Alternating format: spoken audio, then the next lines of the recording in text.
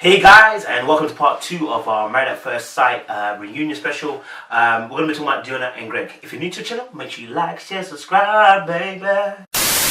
If you're a returnee, you ain't got the minerals, you ain't got the minerals, you ain't got the minerals, you ain't got the minerals. I think that worked, I'm not sure. Whoa, I've got a tear in my trousers. I think this is obviously the couple that were the strongest, right? And they've been the strongest since the beginning. And I think one of the greatest things about them too is just watching them and their body language and how they interact with each other. And there were some quite interesting things that they did. So with Deonna and Greg, when they first started walking the corridor, they were side by side.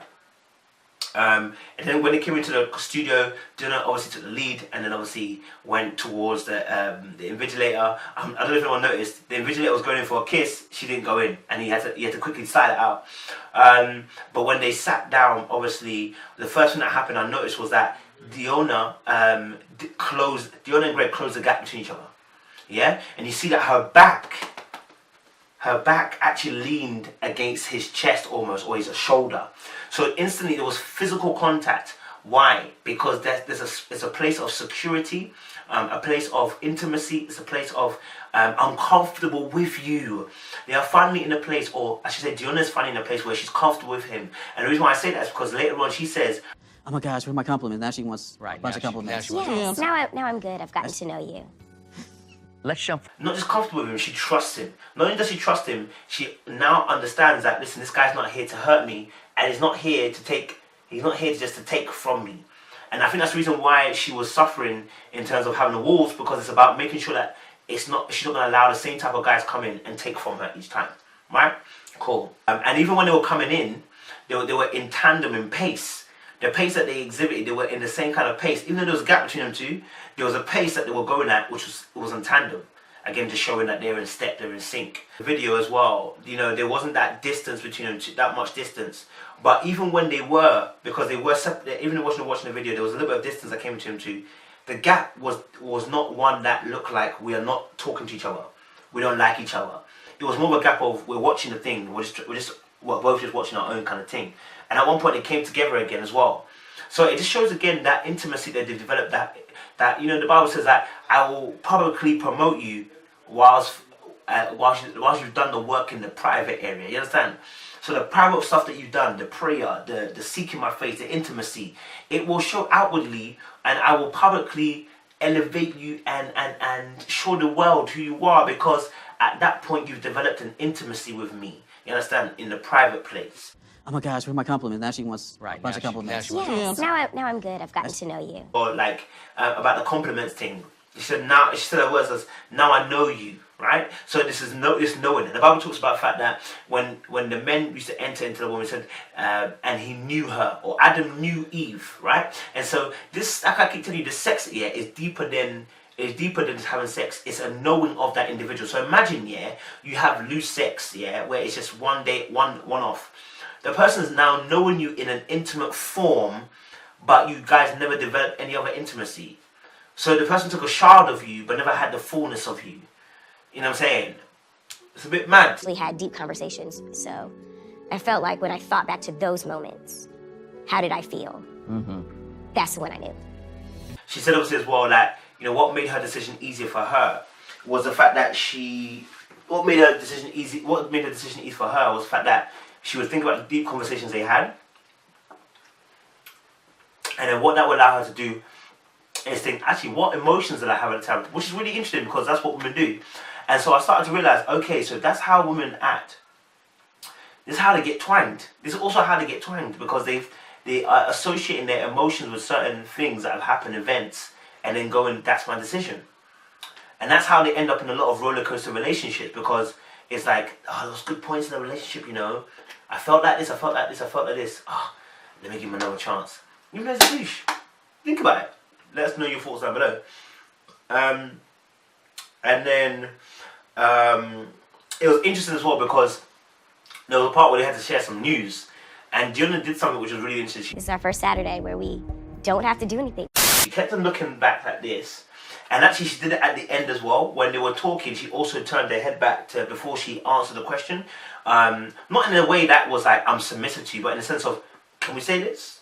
And last year, I said to you, this was a similar situation happened with Keith and Queen, right? And I said to you, oh no, do you know what? It's different with Keith and Queen. Keith is underneath Queen's thumb, and he's having to do this, ask her, can I talk?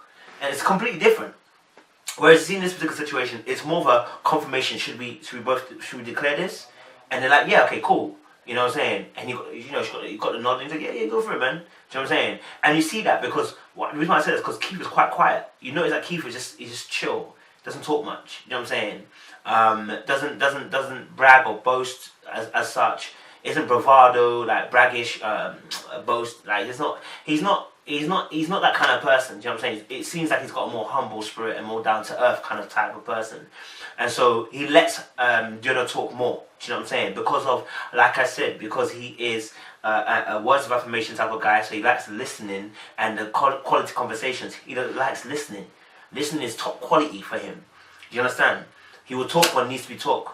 And we noticed that even at the end when they were asking him questions, like he barely talks, bruv. Like he only talks when you direct a question directly at him. He ain't talking unless so. Do you know what I'm saying? And sometimes that's a good thing, sometimes that's a bad thing. It depends on how you want it. Do you know what I'm saying? It depends on how you like your relationship. It depends on how you like your man. Let's talk about Matt and Amber as well really quickly. I think the interesting thing with Matt and Amber was the huge gap in the corridor was instantly telling. You can see it straight away. There's a huge gap. And we know that Amber still likes Matt. This is where when they first sat down, Amber gives him this look of just adoration and adulation, and she just I still love you kind of look. Like she's still in love with him. But he's acting so cold, hence why she feels like he hates her as well. Don't get twisted, he's acting cold.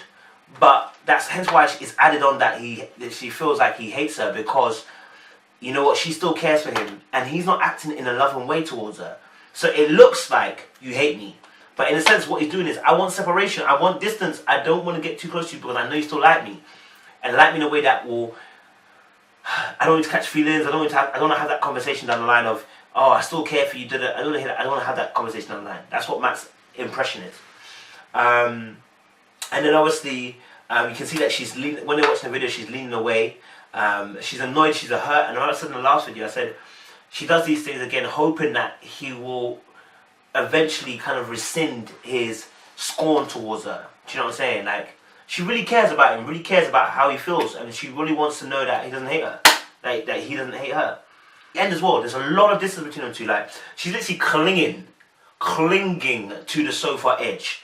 That's how much distance they want. Like she doesn't want to be in the same vicinity as him. Like not in the same vicinity. She's creating that space so that, oh yeah, I don't care anymore. She definitely cares, but she has to do it because Matt's doing that.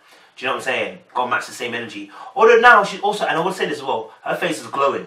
Just like Kate from last season as well, her face is glowing, and she says she's dating people as well, and she's having fun, which means probably she's getting some D, yeah? Which is probably helping to soothe the pain for now, but it doesn't take away the pain. You're gonna have to deal with it eventually. And that's one thing that God has really been teaching me about. Pain is something you have to face. If you try to cover it with anything else, you're gonna end up somewhere you don't need to end up. Do you know what I mean? Yeah, you're gonna end up where you don't end. It was interesting as well that he said from the first 15 minutes of them meeting, he knew straight away that this wasn't it. Bro, so why did you continue?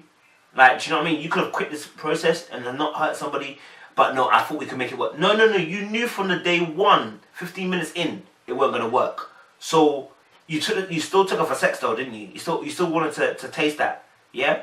And that's what guys do. This is exactly what Matt is doing is exactly what bad guys do. And they say, I'm a good guy. Matt's not a good guy.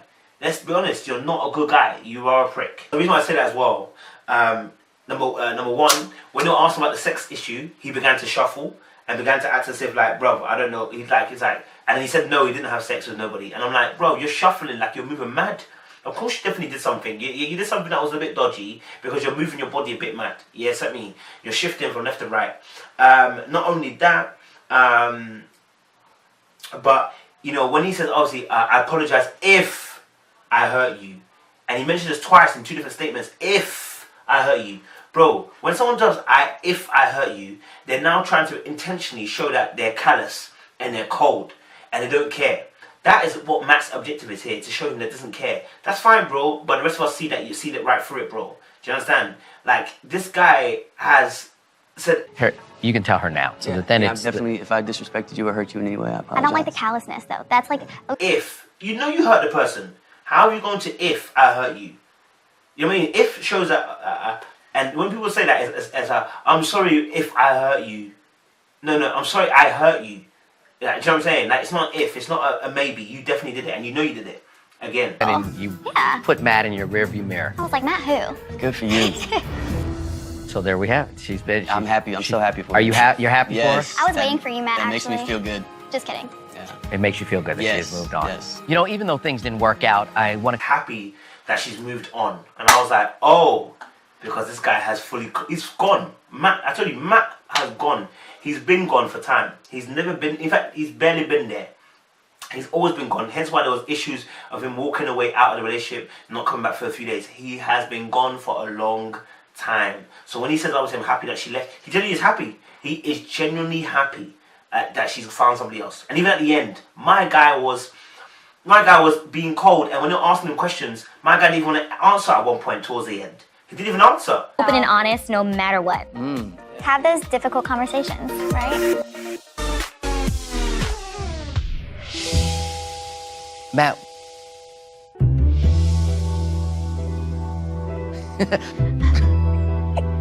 All right, Greg, I noticed you've been quiet the whole time.